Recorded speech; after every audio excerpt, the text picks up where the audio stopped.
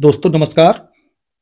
दोस्तों आज का विषय है कि उत्तर प्रदेश में खतौनी को कैसे पढ़ते हैं। अगर आपके पास कोई खतौनी आती है सामने तो आप कैसे पता चलेगा कि इस खतौनी में क्या विशेषताएं हैं और किस तरीके से इसको इसका इंटरप्रिटेशन करेंगे आप। दोस्तों सबसे पहले ऊपर लिखा होता है उद्धरण खतौनी। उद्धरण खतौनी का अर्थ है कि आपकी जो कृषि भूमि है उसका जो सरकार के पास रिकॉर्ड है उस रिकॉर्ड का उद्धरण माने नकल, ये ऊपर इसकी हेडिंग होती है। इसके बाद पहले नंबर पे होता है ग्राम क्रमांक। आपकी वो लैंड जिस ग्राम से बिलोंग करती है उसका एक नंबर दिया हुआ है क्रमांक। इसके बाद होता है ग्राम का नाम आबलिक परगना। तो सबसे पहले आपके गांव का नाम दिया होगा जिस गांव की वो जमीन है, और वो जिस तहसील की जमीन है उसका नाम लिखा होता है ब्रैकेट में। इसके बाद तहसील का नाम लिखा होता है, परगना अलग होता है, तहसील अलग होती है। फिर अगला कॉलम है जिला, लिखा होता है कि किस जिले की जमीन है। इसके बाद दोस्तों एक बहुत महत्वपूर्ण कॉलम है जिसमें लिखा होता है फसली वर्ष। फसली वर्ष का मतलब है कि खेती करने में एक वर्ष का समय, जो एक वर्ष का समय एक वर्ष के रूप में होता है, और खतौनी 5 वर्षों के लिए बनाई जाती है। तो ये जैसे इसमें 1430 से 1435 के बीच का 5 वर्ष का समय है, 30 से 35 माने 1 जुलाई 2022 से 30 जून 2028 तक। ये तो दोस्तों इस समय जो नई खतौनी आ रही है उनमें लिख के आता है, लेकिन मैं और आगे बताऊंगा कि फसली वर्ष से वर्तमान या जिस समय की वो खतौनी है उसको कैसे निकालते हैं। और इसमें दिया है भाग 1 और ऊपर उद्धरण का क्रमांक दिया होता है। दोस्तों इसके बाद खाता खतौनी क्रम संख्या दी होती है, माने खाता नंबर। खाता नंबर का मतलब हुआ जैसे बैंक में आपका अकाउंट नंबर होता है, उस अकाउंट नंबर पर आपकी सारी एंट्रीज होती हैं। इसी तरह से हर गांव में अल्फाबेटिकल एक खाता बनाया जाता है, अकाउंट बनाया जाता है, तो उसमें एक खाता का नंबर होता है। जिस एक खाते में कई गाटे माने कृषि भूमि के कई पार्ट उस खाते में हो सकते हैं, तो दोस्तों उसका एक नंबर होता है। अच्छा, उसी में विशेष बात यह है कि भूमि की श्रेणी दी होती है। उत्तर प्रदेश में या पूरे भारतवर्ष में भूमि को अलग अलग श्रेणियों में बांटा गया है। दोस्तों इस पर किसी अगले दिन बात करते हैं। तो जो श्रेणी लिखी होती है इससे पता चलता है कि आप उस भूमि पर किस अधिकार से हैं। जैसे इसमें लिखा श्रेणी 1 का माने भूमि जो संक्रमणीय भूमिधरों के अधिकार में हो, तो आप इससे श्रेणी देख लें, माने आपकी जो कैटेगरी है वो संक्रमणीय भूमिधर की है। फिर उस कृषक किसान का या उस जमीन के मालिक का नाम, उसके पिता का नाम और वो किस गांव का निवासी है उसका नाम लिखा होता है। दोस्तों इसी कॉलम में खातेदार का नाम, पिता या पति या संरक्षक का नाम या निवास स्थान। इसके बाद का कॉलम होता है भौमिक अधिकार प्रारंभ होने का वर्ष। दोस्तों ये वीडियो बनाने का जो उद्देश्य है वो इसी जगह छिपा हुआ है। माने आप जिस कृषि भूमि की खतौनी देख रहे हैं, आपकी जो जमीन है इसका सोर्स ऑफ लैंड क्या है, माने ये जमीन आपके पास कब आई, तो उसका प्रारंभ होने का वर्ष दिया हुआ है 1389 फसली। अभी मैं आपको बताऊंगा कि फसली वर्ष से आपको कैसे पता चलेगा कि किस वर्ष में आप इस कृषि भूमि के मालिक हुए।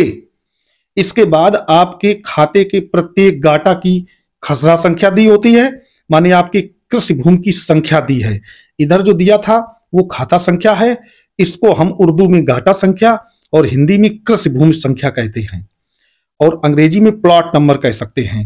ये चौथे नंबर कॉलम पे जो है, और 5वें नंबर कॉलम में प्रत्येक गाटे का क्षेत्रफल दिया होता है, माने वो एरिया कितना है उस गाटे का, उसका इसमें हेक्टेयर में दिया हुआ होता है। और खातेदार द्वारा दे माल गुजारी या लगान, ये 6ठे नंबर कॉलम में है। इसमें यह दिया होता है कि आप इस जगह की कितने रुपए माल गुजारी देने के लिए बाध्य हैं या देते हैं, वो अमाउंट इसमें रुपए और पैसे में दिया होता है। दोस्तों इसके बाद 7 से लेके 12 नंबर तक कॉलम है। इसमें है परिवर्तन संबंधी आज्ञा या उसका सारांश, उनकी संख्या तथा दिनांक सहित और आज्ञा देने वाले अधिकारी का पद।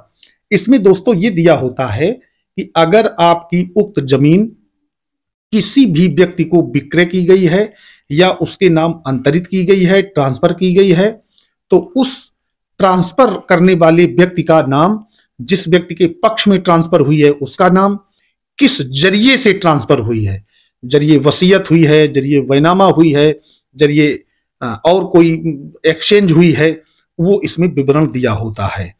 इसमें यह भी आ सकता है कि ये मृतक थे तो इनको मृतक के बाद इनके वैधानिक उत्तराधिकारी हैं तो विरासत में इनका नाम आ गया है, इनका नाम विक्रय पत्र के आधार पर आया है, इनका नाम दान पत्र के आधार पर आया है, इनका नाम वसीयत के आधार पर आया है। जो भी उसका तरीका होगा वो दिया होगा।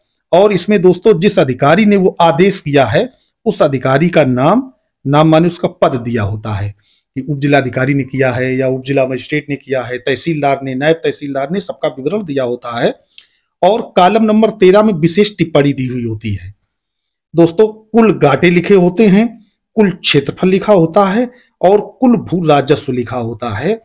ये खतौनी और नीचे इसमें सक्षम अधिकारी और उसके इलेक्ट्रॉनिक सिग्नेचर होते हैं। ये खतौनी आपको तहसील में जो आप जमा करके पैसे निकालेंगे उससे मिलेगी, या ये खतौनी किसी जनसेवा केंद्र से जब आप पैसे जमा करके निकालेंगे तब मिलेगी।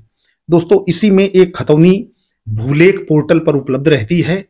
आप यूपी में अगर भूलेख पोर्टल से कोई खतौनी निकालते हैं तो खतौनी निकल जाती है। उसमें 2-3 चीजें नहीं होती हैं।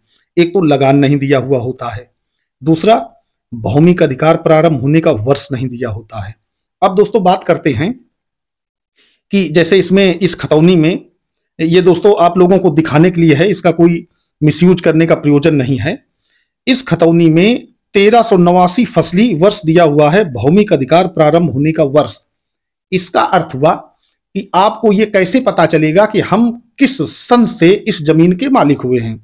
दोस्तों ये जो 1389 है, इस 1389 फसली वर्ष में सबसे पहले लास्ट वाले अंक में हम 7 को घटाते हैं, तो 89 से 7 जब हम माइनस करेंगे तो बचेगा 82 और 13 की जगह 19 कर देंगे। अर्थात 1982 में इस लैंड पर ये जो खातेदार का नाम दिया है इनका अधिकार प्रारंभ हो गया। 1982 के पहले इस पर और किसी का अधिकार था, उसको देखने के लिए एक किसी दूसरे वीडियो में जाते हैं, उस दूसरे वीडियो में बताएंगे। इसको निकालने का यही तरीका है कि इस खतौनी में 1982 में इस खातेदार का नाम आया है। 1982 के पहले इसमें जो खातेदार था उसका नाम देखने के लिए आपको 1982 के पहले की खतौनी की जांच करनी है। इस खतौनी में 1982 के बाद इसी खातेदार का नाम लगातार चलता रहा है। दोस्तों मुझे जानकारी महत्वपूर्ण लगी कि आप लोगों से शेयर कर दूं, इसलिए ये नए तरीके का वीडियो आप लोगों के समक्ष पेश है और उम्मीद है कि आप लोग इसको पसंद करेंगे और हमें ज़्यादा से ज़्यादा स्नेह प्यार देंगे, हमारे चैनल को सब्सक्राइब करेंगे और वीडियो को लाइक करेंगे और अपने दोस्तों को अधिक से अधिक शेयर करेंगे। धन्यवाद।